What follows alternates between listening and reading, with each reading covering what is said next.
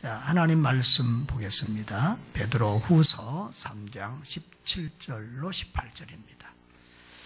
베드로 후서 신약성경 387쪽 정도 되겠습니다.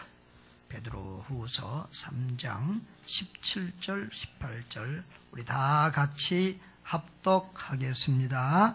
그러므로 사랑하는 자들아, 너희가 이것을 미리 알았은즉 무고한 자들의 미혹에 이끌려 너희가 굳센 데서 떨어질까 삼가라.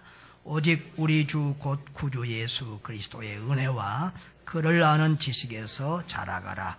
영광이 이제와 영원한 날까지 그에게 있을지어다. 아멘. 자, 여러분, 한 해를 열심히 사셨지요? 이 한 해를 또 열심히 달려오신 여러분, 하나님의 크신 위로와 은혜가 있기를 주의 이름으로 축복합니다. 한 해를 이렇게 돌아보고 정리해 보니까 또 우리 성도들을 한 사람 한 사람 또 떠올리며 또 생각하며 이렇게 기도하는 가운데 올해도 좀 대부분의 성도들이 그래도 신앙이 성장한 모습을 보이고 있는 것 같아서 감사하고요. 그런데 가끔 어떤 분들은 오히려 믿음이 퇴보한 분들이 또 이렇게 보여서 참 안타까운 마음 그리없습니다. 여러분, 올해 여러분의 믿음이 성장하셨습니까? 믿음의 키가 자라났습니까? 여러분, 우리의 영적 성장은 천국 가는 날까지 계속되어야 할 줄 믿습니다. 고린도후서 4장 16절에서는 우리의 겉사람은 낡아지나 우리의 속사람은 날로 새롭도다라고 했습니다. 우리의 육체는 나이 들어가는 것을 막을 수 없지만 여러분의 영혼은 날마다 더 건강해지며 독수리 날개치며 올라감같이 힘있게 성장하기를 주의 이름으로 축복합니다. 오늘 우리는 베드로 후서를 보았습니다. 베드로 후서는 누가 기록했지요? 성령께서 베드로를 통해서 기록을 했습니다.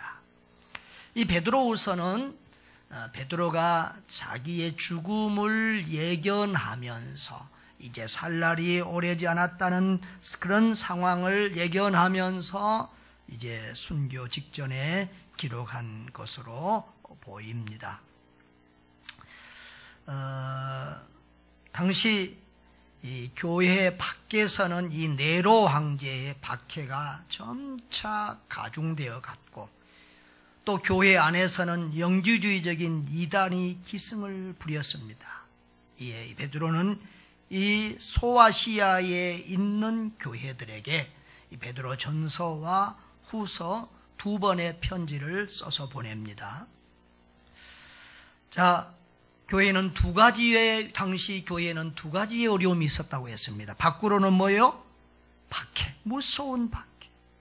그 네로 황제가 수많은 사람들을 죽이는 그런 박해를 하는 그런 상황이었고, 또 교회 안에는 이런 영주의적이던 이단들이 나타나서 교회를 어지럽게 하고 있었습니다.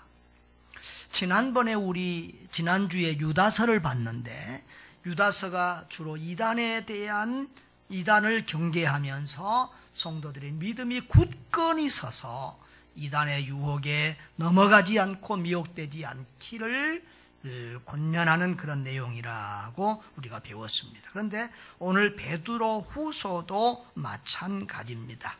베드로 후서도 주의 재림 앞에서 이 거짓 교사 문제를 다루고 있습니다. 그래서 주제가 똑같아요. 그 내용이 또 비슷한 것이 많아요. 그래서 학자들은 이 베드로나 유다 둘 살 중에 한 사람이 어떤 상대방이 쓴 그런 글을 보고 또 이렇게 도움을 받고 참고했을 것이다. 그런 얘기를 하기도 합니다. 어쨌든지 간에 그 당시 교회의 상황이 비슷하니까 보든지 안 봤든지 간에 비슷한 이런 기록이 실려지고 있습니다. 자, 베드로 후서는 주의 재림과 거짓 교사의 문제를 다루고 있다 했는데 결론부에서 이렇게 말하죠. 14절 15절에서 재림신앙에 합당한 거룩한 삶을 살라고 권고하고 있습니다.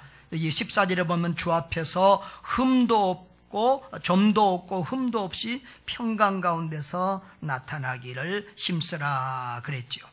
그리고 이제 15절 후반부와 16절에서는 재림신앙에 관한 이 재림에 대한 성경 해석에 신중할 것을 권면하고 있습니다. 특별히 이 바울이 쓴 편지들이 그 당시에 있었는데 그것을 그 바울의 편지의 종말에 대한 글들을 해석함에 있어서 잘못 해석하는 그런 무리들이 있어서 베드로가 권면하고 있습니다. 16절에 보면은 무식한 자들과 굳세지 못한 자들이 다른 성경과 같이 그것도 억지로 풀다가 스스로 멸망에 이르느니라 라고 했습니다. 여러분 오늘 오후에는 성경 번역에 대한 여러 가지 얘기들을 할 것입니다. 그런데 이 성경이 신약 성경이 완전히 확정이 된 것은 397년 카르타고 해후입니다. 구약 성경은 이미 확정됐지만 신약 성경은 상당히 지난 후에 확정이 됐는데요. 그런데 이 무라토리 경전에 의하면 이 바울 사도의 편지는 이 초대교회 때부터 이 베드로나 바울이 살아있을 때부터 거의 성경에 준하는 이런 인정을 받고 많은 교회들이 그것을 성경처럼 읽고 있었다는 것입니다. 그런데 이 종말에 대한 부분들이 이미 지나온 것은 지난 역사니까 쉬운데 미래에 대한 내용, 종말에 대한 내용은 쉽지 않잖아요. 그리고 그것에 대한 해석들이 잘못되는 것들이 많아서 경고를 이렇게 하고 있는 것이지요. 요즘에 우리 시대에도 대부분의 신천지나 이런 이단들이 주로 뭘 잘못 이렇게 자기들 마음대로 해석을 해요? 요한계시록 종말론을 가지고 잘못 해석해서 이 시한부 종말론, 언제 어느 때에 예수님이 재림하신다는 이런 시한부 종말론이나 잘못된 이단 교리들을 많이 만들어내고 있습니다. 신천지나 이단들은 요한계시록을 자기들의 입맛에 맞게, 요한계시록은 그렇게 영적으로 해석을 해야 하는 부분들이 많거든요. 그래서 그런 부분들을 자기들 마음대로 자기들에게 맞춰서 해석을 해서 사람들을 미혹하는 경우가 많이 있습니다. 그래서 우리가 그런 종말론 해석에 매우 중요해야 되고요. 그래서 저는 우리 성도들이 그랬으면 좋겠어요. 요한계시록이 이해가 정 어려우면 그 요한계시록의 종말론에 앞서서 예수님의 종말론을 좀 더 잘 알았으면 좋겠어요. 예수님의 종말 설교가 많이 있거든요. 어디가 있어요? 마태복음 24장, 25장에 보면 예수님의 종말 설교가 많이 있어요. 그것을 먼저 확실히 알고 거기에 입각해서 또 다른 성경도 보고 이렇게 하는 것이 지혜로운 일입니다. 여러분, 아무튼 우리는 믿음 안에서 바로 서면, 지난번에도 말했습니다. 어떤 사람들이 이단에 빠진다고요? 구원의 확신이 없는 사람들이, 성경 지식이 없는 사람들이 이단에 빠져요. 그래서 우리가 믿음 위에 굳게 서서 잘못된 신앙을 분별하고 바른 믿음 위에서 성령 충만하고 은혜 충만한 신앙생활을 할 수 있기를 바랍니다. 자, 유다서처럼 이 베드로 후서도 거짓 교사들의 미혹에 빠지지 말고 믿음 위에 굳게 서라고 이렇게 경고하고 있습니다. 자, 우리 17절을 보겠습니다. 17절 시작. 그러므로 사랑하는 자들아, 너희가 이것을 미리 알았은즉 무법한 자들의 미혹에 이끌려 너희가 굳센 데서 떨어질까 삼가라 라고 했습니다. 이 말은 너희 자신들이 이미 서 있는 견고한 자리로부터 떨어지지 않도록 경계하라는 의미입니다. 1장 10절에도 비슷한 말씀이 있는데 1장 10절을 보십시다. 1장 10절 같이 읽어봅시다. 시작. 그러므로 형제들아 더욱 힘써 너희 부르심과 택하심을 굳게 하라. 너희가 이것을 행한즉 언제든지 실족하지 아니하리라. 아멘. 이렇게 굳건한 믿음 위에 서라고 말합니다. 그리고 이제 3장 18절 다 같이 시작. 오직 우리 주 곧 구주 예수 그리스도의 은혜와 그 일을 아는 지식에서 자라가라. 영광이 이제와 영원한 날까지 그에게 있을지어다. 아멘. 이게 쉬운 것 같은데 이 내용이 조금 애매합니다. 은혜 안에서 예수님을 아는 지식이 자라가라는 거지, 은혜도 자라고 예수님을 아는 지식도 자라는 건지. 그래서 저는 이 중요한 요절들은 제가 여러 가지 이렇게 성경을 제가 이렇게 봅니다.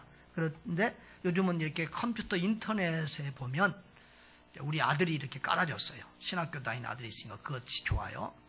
한 8가지, 9가지 한글 성경 번역본, 또 외국어 영어 성경이나 번역본들을 봅니다. 근데 여러 가지가 다 똑같이 한글 성경, 영어 성경 다 똑같이 그냥 은혜와 지식 가운데 자라라 이렇게 돼 있는데 공동번역이 조금 이해하기 쉽게 번역이 됐어요. 공동번역을 읽어보면 여러분이 우리의 주님이시며 구세주이신 예수 그리스도의 은총을 입고 또 그분을 알므로써 계속 자라가기를 바랍니다. 그렇게 번역을 했어요. 여러분 주의 은혜 안에 거하시기를 바랍니다. 그리고 예수님을 알아갈므로 여러분의 믿음이 계속 자라가시기를 주의 이름으로 축복합니다. 자, 이것을 앞에서도 베드로 후서 1장 2절에도 같은 내용의 말씀이 있어요.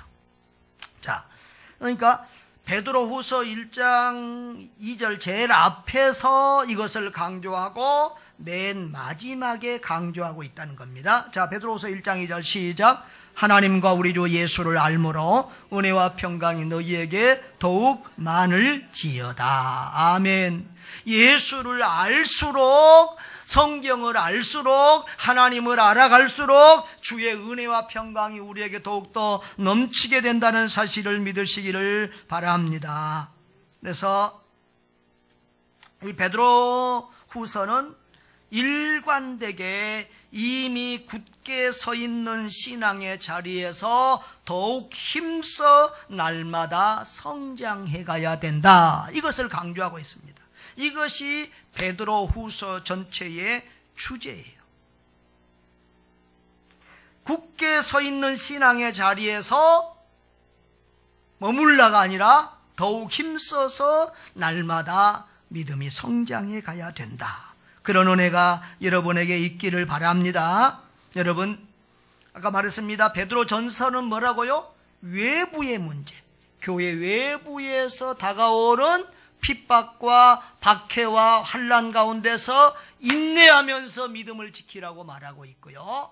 이제 후서는 교회 내부 안에의 이단이나 거짓 교사들로부터 흔들리지 않고 속지 않기 위해서 굳건한 믿음 위에 서서, 믿음 위에 굳게 서서 더욱 날마다 믿음 안에서 주님을 더 알고 성장해 가야 된다고 말씀하고 있는 것입니다. 그래서 베드로후서 1장 5절, 6절, 7절도 보면 이런 말씀이 있습니다. 그러므로 너희가 더욱 힘써 너희 믿음의 덕의 지식의 절제의 인내를, 인내의 경건을, 경건의 형제 우애를, 형제 우애의 사랑을 더하라라고 했습니다. 여러분, 우리가 주님을 더 알고 자라가는 그런 은혜가 있기를 주의 이름으로 축복합니다. 자, 우리 한 해 동안 돌아보면서 그럼 이제 구체적으로 어떤 성장들이 우리에게 있어야 될 것인가, 또 그것을 못했으면 왜 이 말씀을 오늘 드리냐 그러면은 원래는 다음 주가 마지막 주면 우리가 연종주일이라고 그러는데 보통 때는 이 오늘 주일이 성탄주일이고 다음 주가 연종 마지막 주일인데 이번에는 성탄절이 마지막 주일이 됐어요. 그래서 오늘 제가 연말에 할 수 있는 그런 설교를 하면서 올 한 해 우리 신장의 성장을 돌아다 보면서 내년에 계획을, 내년에는 이런 부분에서 내가 구체적으로 신앙의 성장이 있도록 결단하고 힘써야 되겠다. 이런 도움을 드리기 위해서 오늘 이 말씀을 전하고 있는 것입니다. 첫째로 여러분의 예배 생활의 성장이 있었는가를 점검해 보시기 바랍니다. 옆에 분에게 예배 생활의 성장이 있었습니까? 한번 물어보세요. 올해 예배 생활의 성장이 있었습니까? 자, 여러분 예배의 목적이 뭐지요? 예배의 목적이 뭐지요? 하나님의 영광입니다. 선생님 말하면 그 다음 요절을 먼저 켜놓고 있으세요. 자, 시편 100편 1절 5절 빨리 한번 읽어봅시다. 시작. 온 땅이여 여호와께 즐거운 찬송을 부를지어다. 기쁨으로 여호와를 섬기며 노래하면서 그의 앞에 나아갈지어다. 여호와가 우리 하나님이신 줄 너희는 알지어다. 그는 우리를 지으시니요 우리는 그의 것이니 그의 백성이요 그의 기르시는 양이로다. 감사함으로 그의 문에 들어가며 찬송함으로 그의 궁정에 들어가서 그에게 감사하며 그의 이름을 송축할지어다. 아멘. 예, 여러분 우리는 기쁨으로 하나님을 예배하며 하나님께 영광을 돌려야 합니다. 예배 드리러 오는 분들이 왜 예배 오십니까? 그러면 은혜 받으러 옵니다. 또 말씀 들으러 옵니다. 기도하러 옵니다. 헌금 드리러 옵니다. 찬양하러 옵니다. 여러 가지 얘기들을 하시는데 여러분 정확하게 따라합시다. 예배의 목적은 하나님의 영광입니다. 영광이라는 말은 하나님을 기쁘시게 한다는 말이에요. 하나님을 기쁘시게 하기만 하면, 하나님을 기쁘시게만 하면 여러분이 원하시는 은혜는 저절로 하나님이 주실 줄 믿습니다. 여러분, 우리 하나님은 독생자 외아들 예수 그리스도를 저와 여러분을 위하여 주셨어요. 아들의 목숨을 주기까지 우리를 사랑하시는 그 하나님. 여러분, 사랑하면 뭐 하고 싶어요? 보고 싶어요. 사랑하면 그 음성을 듣고 싶어요. 그러니까 여러분, 자녀된 여러분,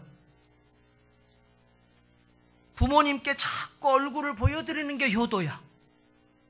부모님께 자꾸 목소리 들려드리는 게 효도야. 전화라도 한 번 더 하고. 아멘. 우리 큰아들이 총신대 다니잖아요. 저 용인에서 이제 기숙사에 있다가 주말이면 오는데, 지난주에는 꼭 제 방에 이렇게 들렸다 가는데 안 들리고 갔어요. 아니, 안 온 줄 알았더니 집에 가보니까 있어. 그래서 아들아, 아버지 얼굴 한번 보고 가는 것도 효도인지 모르냐? 네, 제가 그랬어요. 여러분, 사랑하는 아버지에게 얼굴을 보여드리는 게 효도예요. 하나님 앞에 우리 얼굴을 보여드리고 우리의 목소리를 들려드리는 것, 그것이 하나님을 그렇게 기쁘시게 할 수가 없어요. 세상 사람들이 여러분을 어떻게 평가하든지 간에 하나님은 그렇게 여러분을 보고 싶어하고, 여러분이 노래를 잘하든지 못하든지 여러분의 찬송을 그렇게 듣고 싶어하고, 온 세계 모든 것이 하나님의 것인데, 금도 음도 다 하나님의 것인데, 그 거부이신 하나님이 저와 여러분의 그 작은 금도 고맙게 기쁘게 받아주시는 거예요. 우리 부자 아버지가 있어도 자녀들이 작은 그 용돈 드리면 그렇게 기뻐하잖아요. 아멘? 그 마음이 하나님의 마음이에요. 여러분, 그 하나님을 기쁘시게 하는 여러분 되시기를 바랍니다. 또 예배는 영과 진리로 간절한 마음으로 예배해야 돼요.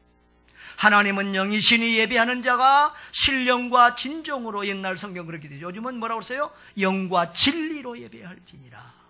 성령 안에서 성령의 임재와 인도를 간절히 사모하면서 진리이신 하나님의 말씀을 사모하면서 예배 드려야 될 줄 믿습니다. 정말 예배 드릴 때 여러분들이 간절한 마음으로, 그 은혜를 사모하는 간절한 마음으로 예배 드리기를 바라요.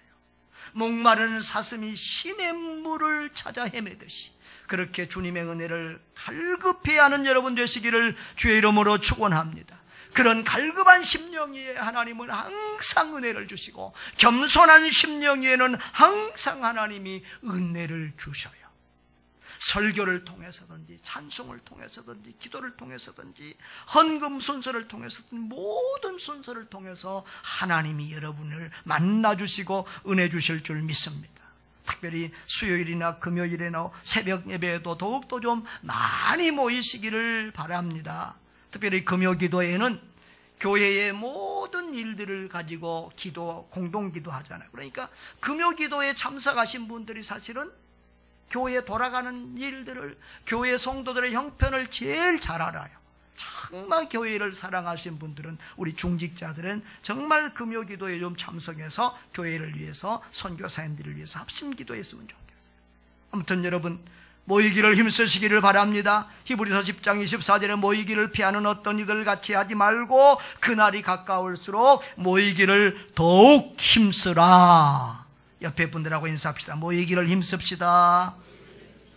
그 다음에 말씀을 배우고 실천하는 일에 성장이 있었는지 여러분 자신들을 살펴보시기를 바랍니다. 요한계시록 1장 3절에 이 예언의 말씀을 다 같이 여기 한번 읽어봅시다. 시작. 이 예언의 말씀을 읽는 자와 듣는 자와 그 가운데 기록한 것을 지키는 자는 복이 있나니 때가 가까움이라. 아멘. 말씀을 읽는 자 복 있는 사람입니다. 말씀을 듣는 사람 복 있는 사람입니다. 그 말씀을 지키는 사람 더 복이 있습니다. 할렐루야. 네. 여러분, 성경, 우리가 예수를 믿으면서 왜 살아계신 하나님을, 기적을 체험하지 못합니까? 말씀대로 순종하지 않기 때문에 그렇습니다. 말씀대로 살지 않기 때문에 그렇습니다. 내 생각대로 살면 백날 예수 믿어도 살아계신 주님을 체험하지 못하고 간증할 간증거리가 없어요.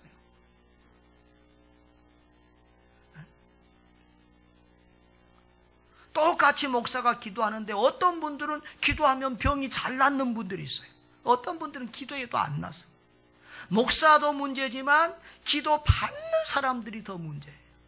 기도 받는 사람들이 은혜 받기에 합당하면 하나님이 은혜를 주시는 거예요. 구약 성경에 보면 엘리 제사장 같은 그런 엉터리, 하나님이 볼 때 완전히 나중에 목 부러져 죽잖아요. 그런 엉터리 이 제사장인데도 저 한나는 그 엘리 제사장 기도를 받고 사무엘 낳잖아요. 우리 권사님이 이번 주도 기도 받으려고 일주일 내내 기도 준비했다는 거예요. 여러분, 누가복음 5장 5절에 보면 이런 말씀이 있습니다. 예수님이 시몬 베드로의 배를 빌려서 설교하시고, 그리고 이제 끝난 다음에 베드로에게 깊은 곳에 가서 그물을 내려 고기를 잡으라고 그랬습니다.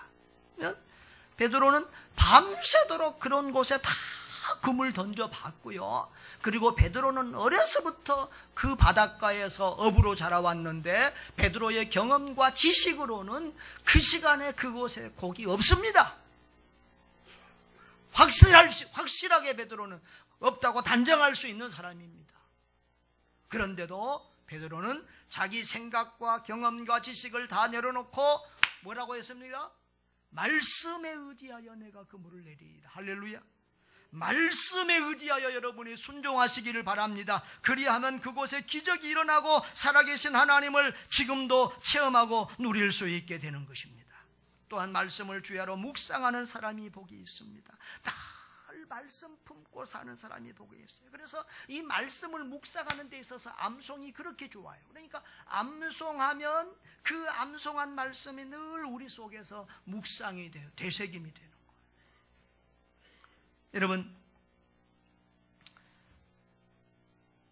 우리 시편 1편 2절에 보면 오직 여호와의 율법을 즐거워하여 그 율법을 주야로 묵상하는 자다. 어떤 사람은? 복 있는 사람. 복 있는 사람은 하나님의 말씀을 주야로 묵상하는 사람이에요. 저는 올해 이렇게 돌아보면서 올해 제일 잘한 것은 우리 행복 아카데미 한 거, 그거 같고요.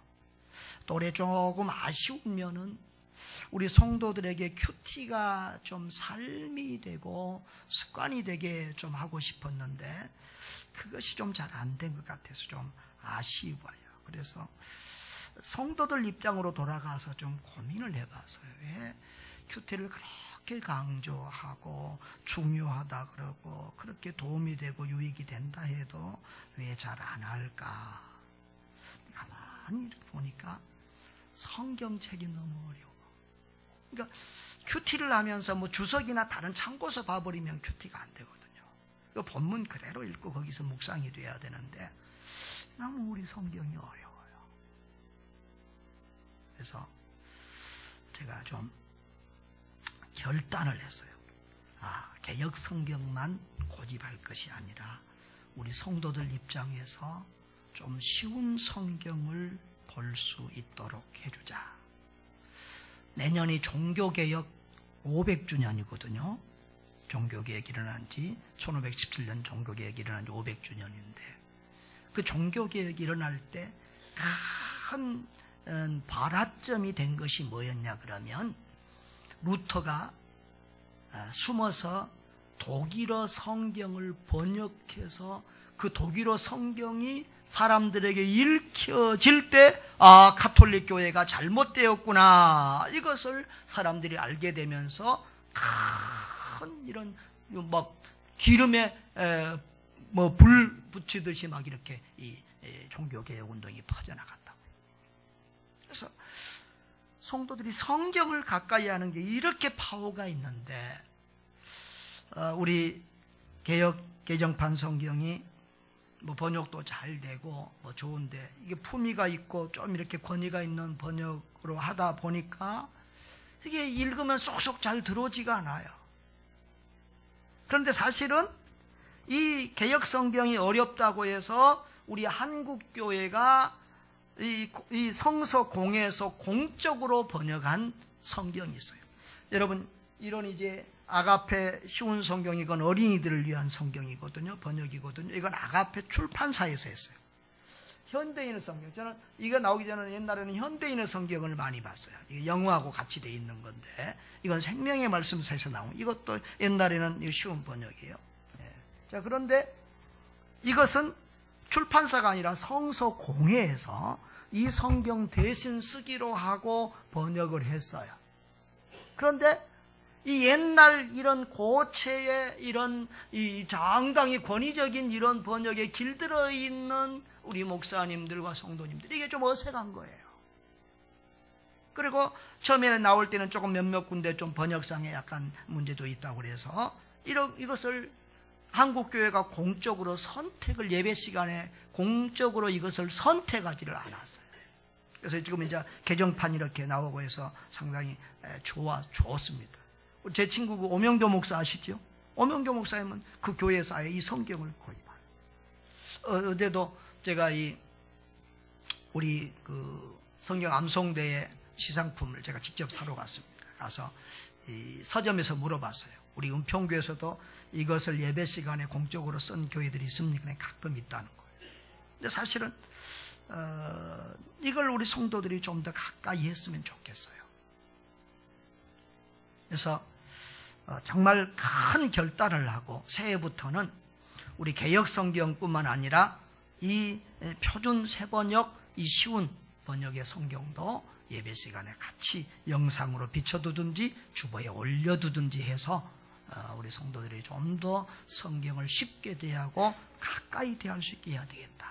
그래서 저 뒤에다가 큐티책 여러 가지로 내가 진열해 놨습니다. 사다가. 그런데 큐티도 이렇게 출판사들을 보니까 큐티 한국에 제일 먼저 원조고 가장 그 보는 사람이 많은 매일 성경 큐티 거기에는 보니까 이 표준 세번역, 어른 것은 표준 세번역으로 돼 있는 그런 큐티 책이 있고요. 아이들 것은 또 이 쉬운 번역으로 유치부부터 이렇게 중고등부까지 다 돼 있더라고요. 그래서 하여튼 그 큐티 책을 신청할 수 있도록 저 뒤에다가 광고판에 이렇게 붙여놨습니다. 하여튼 여러분 이게 그렇게 여러분에게 유익이 되니까 여러분에게 제가 꼭 권하는 겁니다.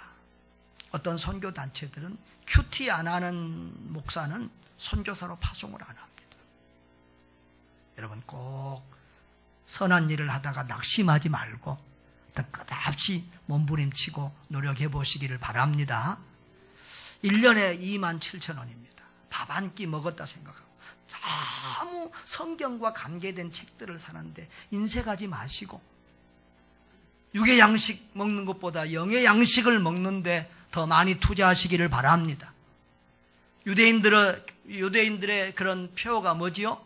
옷을 팔아서 책을 사라. 여러분 꼭 하나님을 알아가는 데 있어서 여러분 시간과 물질과 모든 것 아끼지 않는 여러분 되시기를 주의 이름으로 축복합니다. 그 다음에 기도 생활에 성장이 있었는지요? 옆에 분들에게 물어봅시다. 올해 기도 생활에 성장이 있었습니까? 있었대요? 없었대요? 있었대요? 여러분 우리 주님이 데살로니가서 5장 17절에 그렇게 말하지요. 쉬지 말고 기도하라. 여러분 성경 제일 외우기 쉬운 데가 저 동네요. 다 같이 한번 시작. 왜 쉬지 말고 기도하라고 그럴까요? 주님이 우리하고 사귀고 싶어서. 아까도 말했잖아요. 사랑하면 자꾸 만나고 교제하고 싶어요. 주님이 우리가 너무 좋아서. 주님은 여러분 다른 사람은 여러분을 어떻게 대할지 모르지만 주님은 여러분이 너무 좋은 거예요. 너무 이쁜 거예요. 그래서 사귀고 싶어서 막 한시도 떨어지기 싫어서 쉬지 말고 기도하라. 할렐루야. 그리고 왜 또 기도하라고 그럽니까? 사랑하니까 주고 싶어서 기도하라고 그래요. 주고 싶어서. 주고 싶어서. 그래서 구하라 주실 것이요. 두드리라 열릴 것이요. 찾으면 찾으리라. 그렇게 주님이 말씀하잖아요. 로마서 8장 32절에서는 자기 아들을 아끼지 않고 내어주신 하나님이 뭘 아끼겠느냐? 아낌없이 줄 거다. 그러니까 믿고 기도하라. 할렐루야. 여러분 기도는요 반드시 응답이 됩니다. 기도는 반드시 응답이 돼요. 하나님은 우리와 사귀고 싶어서 기도하라고 하시고 주고 싶어서 기도하라고 그러고 주님은 또 우리와 함께 일하고 싶어서 우리를 동역자로 사용하고 싶어서 기도하라고 하세요. 너 내 일에 동역자로 내가 써줄게. 응? 하나님은 우리의 기도를 통해서 일하고 싶어 하십니다. 여러분 40년 50년 예수를 믿어보니까요 이런 고백이 저절로 나와요. 내 인생이 기도하는 대로 되구나. 따라합시다. 인생은 기도하는 대로 된다. 신앙인은 기도하는 대로 된다. 가수는 노래 따라 간다고 그러잖아요. 신앙인은 기도한 대로 돼요. 10년, 20년, 30년, 40년 전에 기도했던 그 기도들이 하나하나 나는 기도해놓고 잊어먹었는데 지금 응답되는 것들이 얼마나 많은지 몰라요. 그래서 내 인생이 기도하는 대로 되고 있구나. 여러분 하나님의 마음에 합당한 기도는 언젠가는 반드시 응답된다는 사실을 믿으시기를 바랍니다. 분당 우리 교회 이찬수 목사님이라는 분이죠. TV에 나오고 요즘 제일 인기가 좋은 목사님인데 그분 아버지가 기도를 많이 하는 목사님. 40일 금식 기도도 자주 하시고. 그런데 이분은 40일 금식 기도 하다가 돌아가셨어요. 그런데 아들이 그 아버지의 기도의 열매를 따먹고 살고 있잖아요. 여러분, 여러분이 기도하면 그 기도의 열매를 자손들이 따먹어요. 과일나무를 할아버지가 심어놓고 가면 아들이 따먹고 손자가 따먹듯이 여러분들이 기도하는 그 기도의 열매들을 여러분의 자녀들이 따먹고 누리게 된다는 사실을 믿으시기를 바랍니다. 그러니까 부모가 자녀를 위해서 해줄 수 있는 최고의 일은 기도예요. 우리가 특별 새벽 기도하여 몇 주 동안 했죠? 3주. 1년에 2번씩 하는데 가능하면 저는 3주를. 왜 3주를 하냐 그러면 3주 하면 뭐가 된다고요? 습관이 된대요. 습관이. 근데 3주 동안 습관 들어놓고 이제 끝났구나. 이제 쉬어야지. 어떤 분들은 또 한 주간만 쉬어야지. 근데 한 주간 쉬면 절대 못 나옵니다. 나사가 한번 풀리면요 조이기 어렵습니다. 조이기는 힘들어도 풀리면 다시 조이기 어려워요. 반드시 계속 이어가시기를 주의 이름으로 축복합니다. 사무엘은 그런 얘기를 했습니다. 내가 기도 쉬는 죄를 범하지 않으리라. 여러분, 기도 쉬는 것이 죄인 줄 알고 기도하는데 최선의 힘을 다하시기를 주의 이름으로 축원합니다. 그 다음에 봉사와 섬김의 성장이 있었는지를 살펴보시기 바랍니다. 예수님은 섬기러 오신 분이에요. 섬김의 본을 보여주신 분이에요. 여러분, 우리는 은사를 받은 대로 선한 청지기 같이 서로 봉사해야 될 줄 믿습니다. 그리스도의 삶은 봉사의 삶이어야 합니다. 세상에 빛이 되고 소금이 되는 삶이어야 합니다. 우리의 삶이 반드시 세상에 도움이 되고 유익이 돼야 돼요. 교회 생활도 마찬가지입니다. 예배만 드리고 아무 구역 모임에도 안 나오고 아무 활동을 안 하면은요, 믿음이 절대 안 자랍니다. 그냥 예배만 왔다 제일 먼저 도망가고 이런 식으로 신앙생활하면 10년, 20년, 30년 돼도 그 신앙이 언제나 어린아이에 머물러 있습니다. 누구 만나면 뭐 시험 들까? 모임에 들어가면 시험 들까? 그런 거 걱정하지 말고 구더기 무서워서 구더기 무섭다고 장 못 담그면 그 집은 먹을 게 없어요. 여러분, 구더기 무서워도 장을 담궈야 될 줄 믿습니다. 아멘, 아멘. 그래서 꼭 봉사와 섬김에 동참하시기를 바랍니다.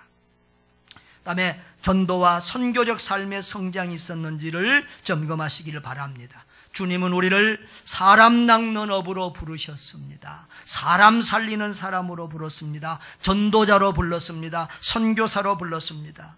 여러분, 선교는 주님의 최대 명령입니다. 모든 족속으로 제자를 삼으라고 했습니다. 여러분, 이 전도와 선교는 영혼을 구원하는 일이지요. 사람을 살리는 일이지요. 영혼 구원은 우리 하나님이 가장 기뻐하시는 일입니다. 그런데 여러분, 전도가 제일 잘 되는 시즌이 언제지요? 언제지요? 성탄무렵이에요. 어렸을 때 교회 안 다녀도 다 성탄절에는 교회 한번 가보고 뭐 얻어먹고 선물도 받고 그랬지요? 근데 그때 어렸을 때 성탄절에 가서 선물 받고 무슨 연극하면서 뭐 요셉 역할하고 마리아 역할하고 그랬던 사람들이 어른 되면 다 교회에 나와. 그런 사람들 다 수없이 봤어요. 그래서 이 성탄절에 한 영혼 어린아이 하나라도 주께로 인도하는 그런 저와 여러분 될 수 있기를 주의 이름으로 축복합니다. 이번에는 성탄절이 주일에 있어서 성탄 전야에 우리가 발표회를 하는데 토요일 날 성탄 발표회가 있습니다. 거기에도 꼭 이렇게 데려오기를 바라고요. 이번 성탄절을 맞이해서 꼭 한 영혼이라도 주께로 인도하시기를 바랍니다.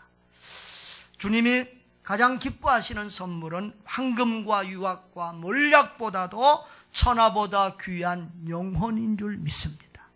하나님은 사람 선물을, 사람 살리는 것을 어떤 선물보다 더 기뻐하십니다. 사랑하는 성도 여러분, 성장하지 않으면 퇴보합니다. 신앙생활에서 계속적으로 진보하지 않으면 퇴보할 수밖에 없습니다. 여러분, 생명 있는 것은 자라게 돼 있어요. 여러분, 이 추리 작년에 대해서 올해도 하지요?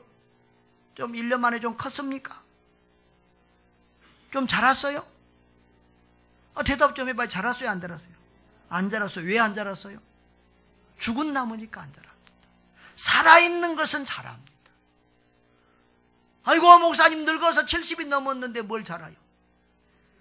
키는 안 자라도, 키는 줄어들어도 믿음은 자랍니다. 우리 행복 아카데미 배우는데 그 목사님이 70대 이상 되신 분들은 권하지 말고요, 그분들은 그냥 그러세요. 그랬는데 우리 교회는 권하지 않아도 70대 이상 되신 80이 되신 우리 아까 간증한 권사님과 또 우리 종 권사님도 이렇게 참여하고 있는데 잘하고 계십니다. 할렐루야. 오늘도 막 원고도 안 보고 간증 잘하시잖아요. 생명 있는 존재는 계속 자라듯이 생명 있는 신앙인은 계속 자랄 수밖에 없는 것입니다. 여러분, 각종 이단 사설과 그릇된 교훈에서 승리하기 위해서는 무엇보다도 그리스도의 은혜와 그분을 아는 지식에서 더욱 자라가야 할 줄 믿습니다. 우리 성도들은 천국 갈 때까지 공부해야 돼요. 특별히 성경 공부해야 돼요. 배우기를 멈추는 순간 우리는 늙은이가 되고 후퇴하게 되는 겁니다. 우리 권사님은 78세지만 아직도 젊은이에요. 왜? 배우고 있으니까. 얼마나 책 읽는 걸 좋아하는지 몰라. 저는 생일 때마다 성도들에게 뭔 선물을 주지요? 시상품도 거의 다 뭘 주지요? 근데 인상들이 별로 안 좋아. 읽은 것 같지 않는 사람도 많아. 그래서 내가 다 갈등을 할 때가 있어요. 그런데 저 권사님은 책 읽는 걸 얼마나 좋아하는지 몰라. 생신에 책 선물 하나 들었는데 오늘 하나 더 드리려고 그래. 할렐루야. 여러분, 공부하면은 늙지 않아요. 후퇴하지 않아요. 진보합니다. 치매도 안 걸립니다.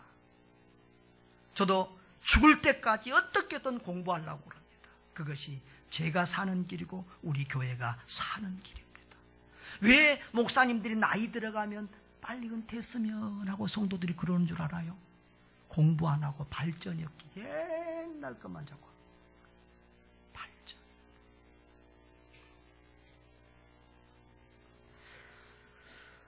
여러분, 예수 그리스도의 은혜 안에서 장성한 분량에까지 자라가는 여러분 되시기를 주의 이름으로 축복합니다. 매일 그리스도와의 영적 친교와 말씀 묵상을 통해서 그리스도를 깊이 정확히 그리고 삶 속에서 체험적으로 알아가는 여러분 되시기를 바랍니다. 그래서 은혜 안에서 주님을 더 알아가고 누리고 체험할 때 우리의 신앙은 무럭무럭 자라나고 그 신앙이 자란 것만큼 풍성한 은혜, 풍성한 생명을 누리며 행복한 신앙생활을 할 수 있습니다. 주님과 더 깊이 사귀면서 천국을 더 깊이 더 많이 누리는 여러분 되시기를 바랍니다. 주님을 더욱 닮아가시기를 바랍니다. 이 주님의 성탄 잔치에 한 영혼이라도 초청하여 기쁨을 함께 누리는 저와 여러분 되시기를 주의 이름으로 축복합니다.